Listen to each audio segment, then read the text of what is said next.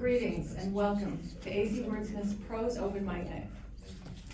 My name is Lee Reeves, as many of you know, and I'm one of the organizers of this event, along with Sue Fabia, who you met in the back, who checked you in, Stephen Karstein, who is going to be filming the special speaker tonight, and Janet Hopkins is not here, nor her husband Dave, who are both involved in this. Our intention here is to provide a venue for writers to read their original prose in a warm, supportive atmosphere. So we're friends here, and there's no need to, when you do introduce your piece, don't make excuses. I was already tempted thinking about mine. Well, this isn't quite finished yet. You're among friends. Don't need to do that. We also want to offer networking opportunities. Writers have get a chance to get to know each other, and to provide an interesting, entertaining evening for all who attend. We begin with our featured author. After that, we will draw names from those of you who signed up. You will have up to 10 minutes to read, and Janet is not here. Can you signal? Stephen will signal? Yeah, we'll work it out. I'll signal. If you haven't figured this out, we're making this up as we go along. Okay, well, why don't you please signal? No, I'll signal the 10 minutes. I'll be, you'll know. I'll be right there. I'll let you know when 10 minutes up. The guest reader has longer than 10 minutes. Before we get started, you're standing before a friendly audience. Like I said, we encourage audience members to applaud after readings, and of course, silence your phones. Oh, I also wanted to know, we're going to kind of start this, does anybody have any good news? I don't mean, well, I guess any good news would be great, but I'm looking for specific good news. Has anybody entered anything into a contest, had anything published? We're going to kind of start to do that. I know two people who have, but they're not here tonight. I just had my book, C-A-W, published. It's a bilingual book in English and Chinese. Whoa! And it's made to allow people to enhance their reading ability of a foreign language. You're amazing. Okay. And I saw another hand. Yeah? Recently, my latest novel was entered and accepted at the New York Times book review that went on at the association, I should say.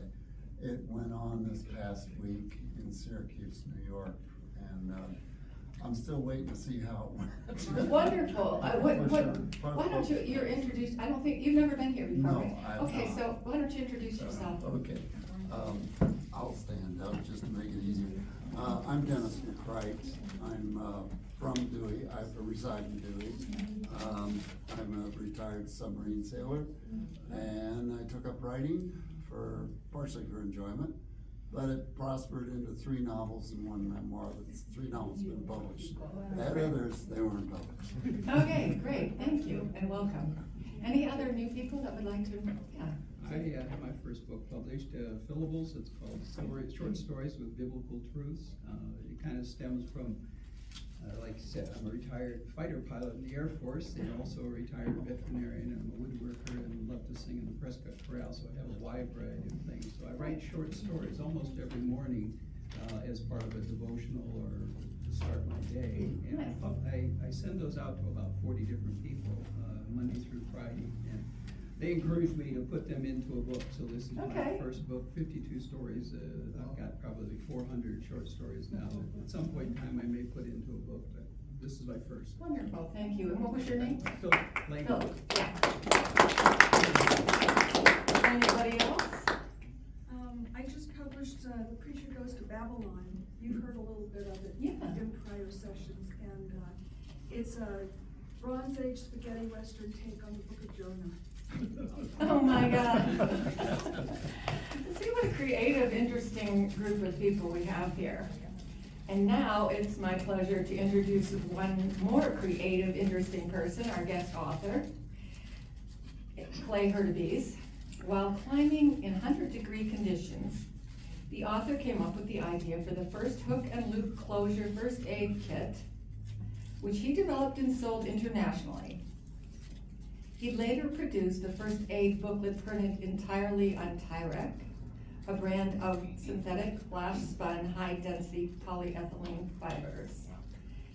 Clay, also following all of this and much more that we may find over the year, because Clay has many great stories. And following this, he founded Raven House Publishing, creating books for various clients. Currently, he's working on overcoming a massive stroke. That hasn't stopped him from writing 2 more books and from showing up here almost every month. Clay will be reading from his latest book, If Only. And over the past year, we've had a wonderful opportunity to get to know Clay. He's read his Stories That Matter. He's got great stories, and he's become a friend to the organization. So let's give Clay a super warm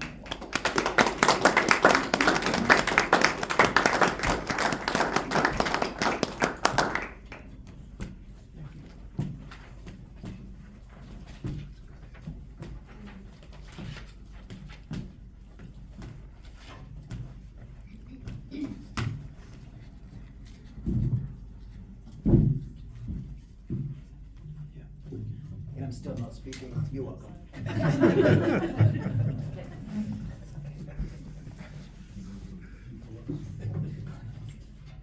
So as she said, this is from an upcoming book entitled If Only.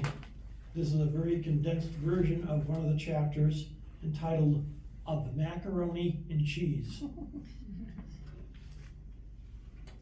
The tall, thin, narrow box it comes in, sitting there with all the others on the crowded supermarket shelf, is enough to provoke gagging and nausea.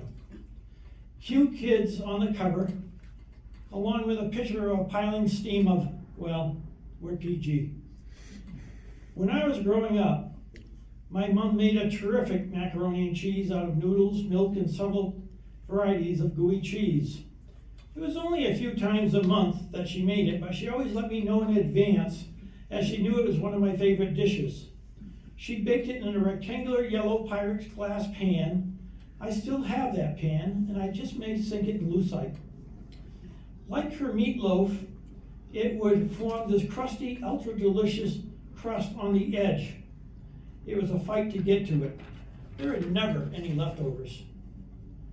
While I was in the 7th grade, my best friend asked me if I could stay over for dinner one night. When I sheepishly asked what was for dinner, he said mac and cheese. Oh boy, could I! A prompt call on the trusty black rotary dial phone to my mom got the mighty permission needed. My friend said his mom made a great macaroni and cheese. I must have drooled until supper time. Heck, I could barely pay attention to Gilligan's Island as my mind was focused on the treat ahead. Time was ticking so slowly. Would we ever eat? Finally, after a torturous hour of my mind visualizing the sumptuous meal ahead, his boisterous mother yelled, "Supper!" My friend had a brother and a sister who seemed oddly immune to the delicious treat ahead. As we walked into the bright kitchen, my nose was on full alert. Funny, it didn't smell like mac and cheese. Maybe the open windows cleared the wondrous odor away. Then, the moment of truth. We were all seated around the formica table with forks in hand. As I eyed the avocado green stove for telltale signs, I noticed she wasn't opening the oven. Heck, it wasn't even turned on. Where could the macaroni and cheese be? She first grabbed a pan from the stovetop and brought over some peas and carrots, with the carrots all pre-diced in cute little tasteless bits. The suspense was killing me. Hurry up with the mac and cheese. After the vegetables were served, she did something odd. She reached for the other saucepan on the stovetop. The ultra-orange slop that she plopped on each plate certainly wasn't macaroni and cheese. Sotto voce, I asked my best friend, "Where's the mac and cheese?" He burst out laughing and announced to all that I didn't know what macaroni and cheese was. Tears were coming to his eyes when his mother interrupted and asked if I'd never had it before. Sure, I stated. I explained that my mother always baked it. She looked at me quizzically and asked, "Bakes?" "Why, yes." And I went on to explain in great detail how my mom prepared macaroni and cheese, for I had watched intently over the years and had every step memorized. When I was finished, my friend's mom stated, "Well, isn't that something?" My friend, trying now to defend me, got the box out of the trash and said, "See?" What I saw was a tall, narrow box exclaiming, "Delicious, easy to make macaroni and cheese." Then, to my horror, he produces a special pouch which had contained the powdered nuclear cheese. And to make matters worse, he wets a finger to scoop some of the remnants out of it. And I never had macaroni and cheese at his house or any other friend's house again. When I bought my first home in Eaton, New Hampshire, things were going fairly well, as I had yet to move into the house because it came with a tenant. My illustrious tenant shut the heat off to her apartment in the winter, except for the living room where the guinea pigs lived. On Christmas morning, she got back from visiting her folks, and she tracked me down at my parents' home in Portland, Maine, and said she had no water and wanted it fixed now. When the job was done, I took down the heavy white sheets covering the two doorways to the kitchen and warned little Miss Trouble that the next time she would pay dearly. The young contractor I hired to renovate the upstairs honestly thought I fully understood the contract for the renovation, which stipulated so many things in a language I was not yet familiar with. He honestly thought I would notice a complete lack of electrical language. Honestly, you hire someone to rip off the top half of your home and rebuild it. Wouldn't you think that electrical would be in there somewhere? I did. So when the charged subject came up, he was defensive and firmly suggested I reread the contract. Well, now I was well over budget. As a pharmacist, I made a decent wage, but funds were getting scarce. The contractor was technically on budget, but the downstairs required much more work than I had imagined. One way to conserve was to keep the heat down, lights low, and food cupboards sparse. It was around March when my parents made a surprise visit one bone-chilling day. Typically, I kept the apartment around 58 degrees to save on the oil, though I did heat the kitchen.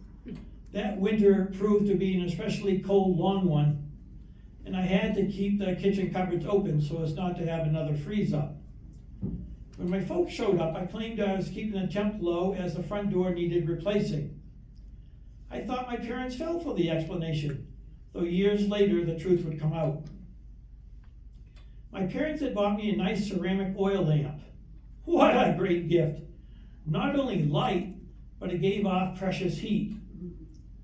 A week later, I was doing dishes, and my dog Pfizer was in the pine-paneled living room. Pfizer rarely barked unless we were playing, so hearing a loud woof from the living room caught my attention. As if I would get an answer, I said, "What is it, Fiz?" Another woof, and he came bounding into the kitchen and turned right around and went back to the living room. Odd. Obviously, he was trying to tell me something. Was Jimmy in the well? Hastily, I followed him. The beautiful oil lamp was out of control. Vibrant flames were shooting up several feet over the top of the lamp, and the cheaply tiled ceiling was catching on fire. If I could have predicted my future, or at least had had a good sense of what lay in the road before me, I probably would have turned my back and gone for a walk. Being who I am, I approached the control knobs and burned my fingers as I turned the wick down in the ceramic container. Pfizer saves yet another day. Now, with a charred ceiling to replace, money had become a bit tighter. Taxes, though reasonable, were due, and the truck needed constant repair. It got to the point of being laughable. How many trivial things can go wrong in a row? It certainly wasn't about to stop. The mechanic who fixed my truck had started giving me a discount. He would tell me he could see in my face other things were going wrong other than the truck. We had developed a special relationship where he would ask me what was happening and I would relay the most recent close call. He was infatuated with the stories. As he said, all his life he had only encountered a few such instances where they seemed to happen to me on a weekly basis. While I didn't set out to lose weight, the money situation created a diet Hollywood would never know. The truck wasn't steering well. I dropped it off on a Sunday night. The following day, when I returned to the musty garage, a UPS man was waiting for a package to be prepared by a mechanic's helper in the back. When he saw me, my mechanic said, "Chris, I don't have any good news for you." For whatever reason, I found that incredibly funny and burst out laughing. He never had good news for me. He too started out laughing, and we got into a giggling fit with a very perplexed UPS man. The mechanic described how the previous owner had reassembled the left front wheel wrong, and there was very little to keep the wheel from ripping off. He asked how long I had been driving it that way. And I said, "All winter." We both burst out laughing. And this time the burly UPS man asked why we found it so funny. The mechanic said, "I should be dead, as the wheel should certainly have ripped off during a corner. It's a 3/4 ton pickup truck, and it should have come off during a high-speed corner." The two of us laughed some more, and once again the UPS man asked why we found that funny. The mechanic said, "Oh, you have to know Chris. This is how his life is. He's the luckiest man I know." Even with the frequent flyer discount at the mechanics, it was another tough financial setback. Food was getting tighter, and I was spending more on Pfizer than on myself. It is odd how we adapt to changes, especially when they happen over a long time span. Incremental change without realizing what is happening, sort of like Winston Smith in George Orwell's 1984. With the need to get the upstairs finished so I could rent the downstairs, I resorted to the unthinkable: macaroni and cheese from a box.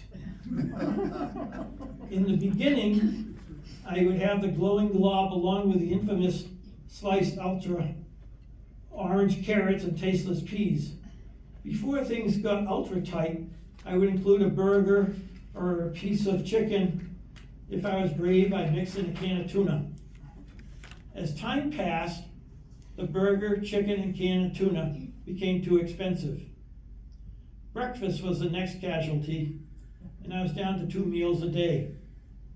There was a supermarket next to the pharmacy chain that I worked for, and one of the ladies at the delis always made my sandwich with extra meat. It wasn't long before I forgo the apples and oranges. Tap water replaced my beloved Diet Coke. Our pharmacy tech noticed a change in my diet, and I squashed any thought that something may be wrong by stating I was kicking the soda habit and trying to eat healthier. After the Chevy broke down for the umpteenth time, the frozen peas and carrots were the next casualties of cost overruns and simple misfortune. At that point, I had been eating on a nightly basis nuclear mac and sure, go ahead, call it cheese, for about 2 months. When the basement flooded with 5 feet of water and I needed a new sump pump, well, it was time for the butter to say sayonara. For the next 2 weeks, I made macaroni and cheese with just milk. The insurance bill killed the milk. Seeing no reason to keep an empty refrigerator running, I simply unplugged it. Pfizer ate well. Lunch became an every other day event. If anyone asked, I would say I had just eaten or wasn't feeling well. Weight loss became obvious to many, but again, I would come up with some lame excuse like I had increased my running, which I still do, but only for my health and don't derive enjoyment from. I'm not sure how I looked, for I wasn't aware of that drastic change in my appearance. The mechanic did one job for free, saying it was a simple adjustment and he would catch me the next time. And we both knew there would be a next time. Perhaps it is my imagination, but I swear the deli lady stacked my occasional sandwich as high as possible. Mom and Dad made an unannounced visit to the pharmacy one Sunday. As the drive to their home was over an hour through some twisty back roads, they asked if they could use the bathroom in my home as a pit stop. Plus, Mom would like to have a cup of tea. Handing them the key, I asked them to let Pfizer in and put the key under the mat. The Sunday shift got out at 6 p.m., and I aimed my beast of a truck towards home. Hunger pains had lessened over the previous week as I'd become accustomed to the odd diet. When I arrived at my green asphalt shingled home, Pfizer was all excited. At first, I didn't notice anything different and took him for his evening walk. After turning on the TV, sans cable, I went to boil the water. At that point, I was well into my 3rd month of macaroni and cheese. There was a humming noise. What was it? Listening, I pinpointed the noise from the refrigerator. When I opened it, I found it stocked to the gills.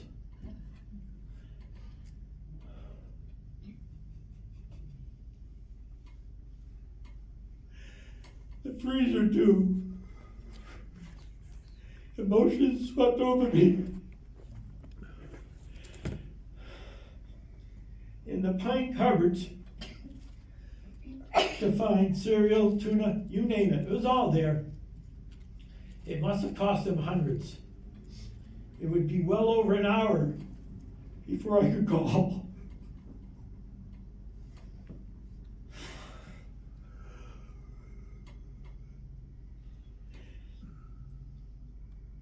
But sometime I picked up the phone, I started crying.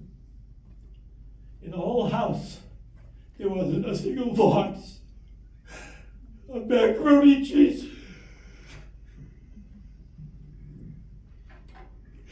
Thank you.